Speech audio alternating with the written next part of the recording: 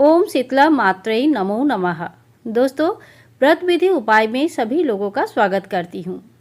शीतला अष्टमी तथा बासोड़ा या बसोड़ा जगह के हिसाब से इस दिन को अलग अलग नाम से पुकारा जाता है। माताएं अपनी संतान के लिए, घर की सुख समृद्धि के लिए शीतला अष्टमी की पूजा करती है। रोग शोक से बचने के लिए, घर की सुख समृद्धि के लिए घर की स्त्रियां ये व्रत रखती है। इस दिन बासी भोजन की जाती है और कई तरह का साइंटिफिक रीज़न भी इसके पीछे है। इसके बाद से ही गर्मी शुरू हो जाती है और यही लास्ट दिन होता है जब आप बासी भोजन कर सकते हो। इसके बाद हमें बासी भोजन नहीं करनी होती है। इसी वजह से इस दिन का नाम बासोड़ा भी पड़ा है। बासोड़ा पूजा तथा शीतला अष्टमी पूजा का जो सामग्री हमें चाहिए, आइए अब वो जान लेते हैं। देख लेते हैं हमें आज बासोड़ा यानी कि जो शीतला अष्टमी की पूजा होता है तो पूजन सामग्री में हमें क्या क्या सामान चाहिए होता है। तो देखिए, ये आटे का लोई मैंने बना लिया है और ये जो आटा होता है इसमें नमक नहीं पड़ती है। और एक आटे का आपको इस तरह का दीपक बनाना होता है जिसमें हम बाद में घी डाल के इसको रखेंगे। ये ठंडी दीपक होते हैं और शीतला माँ का जो पूजा होती है उसमें गरम दीपक का यानी कि दीपक जलाया नहीं जाता है। हर चीज ठंडे और बासी चीज होती है। और ये बड़कुल्ले माला है जो आप 5 या 7 या 21 जितने का भी बड़कुल्ले का माला बनाया हो, वो माला शीतला माँ के नाम पे अगर बनाया है तो वो आप जरूर ले ले। इसके अलावा हमें जो जो सामान चाहिए बिल्कुल सरल पद्धति में वो मैं आपको बता देती हूँ। यहाँ पे मैंने मूंग के दाल भिगा के रखा है। आप चाहे तो 5 प्रकार का दाल एक साथ भिगा के रख सकते हैं। तो यहाँ पे मूंग के दाल आपको जरूर ले लेनी चाहिए।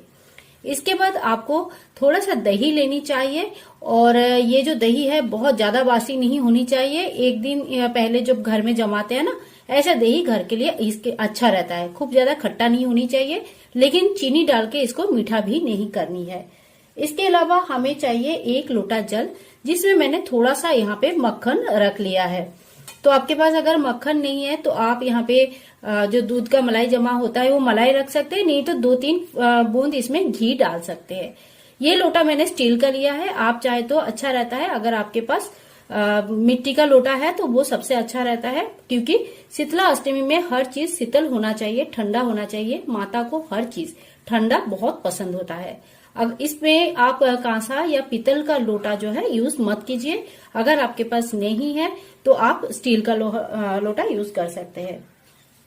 इसमें एक आवश्यक सामग्री होती है हल्दी।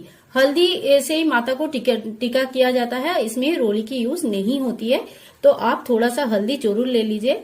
ये हल्दी की गांठ जो है रात को हमें भिगो के रख देनी है और सुबेरे सिलबट्टे में पीस के इस हल्दी के लेप को बना लिया जाता है। इसके बाद इस पूजा में सबसे ज्यादा इम्पोर्टेंट जो रहता है वो है गुड़ से बना हुआ मीठा चावल। तो मीठा चावल का भोग आपको जरूर लगाना चाहिए।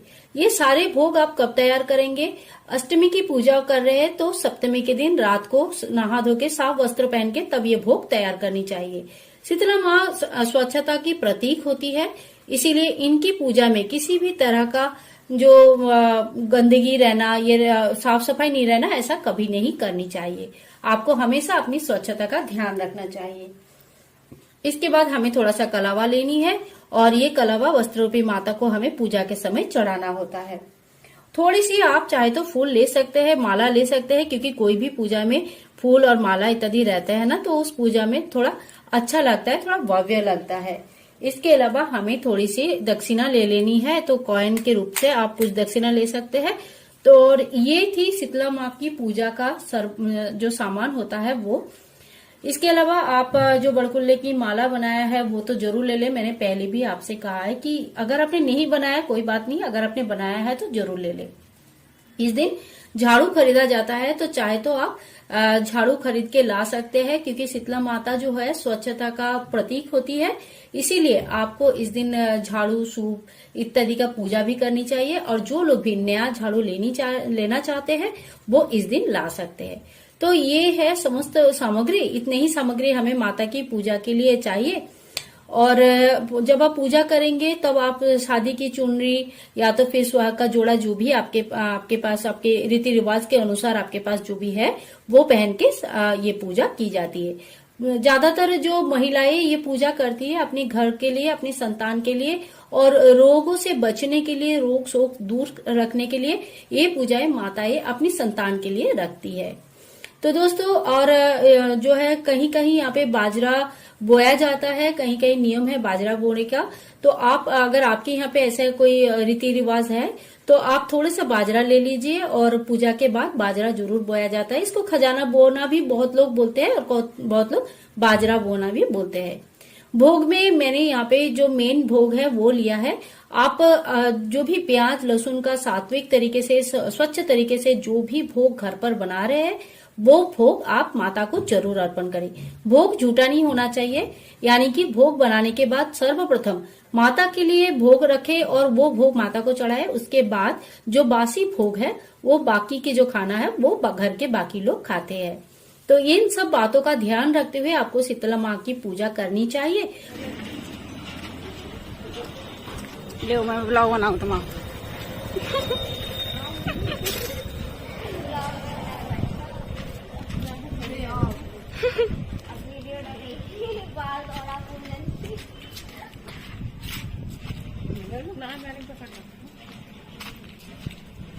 हैं?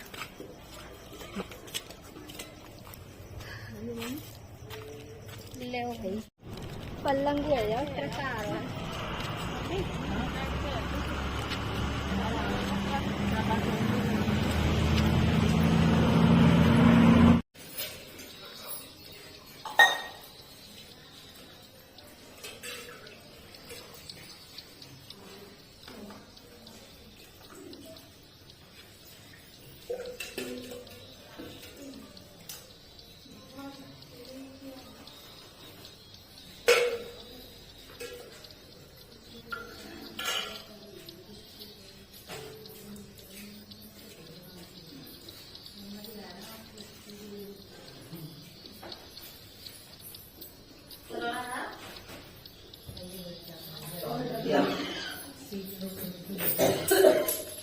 पैसा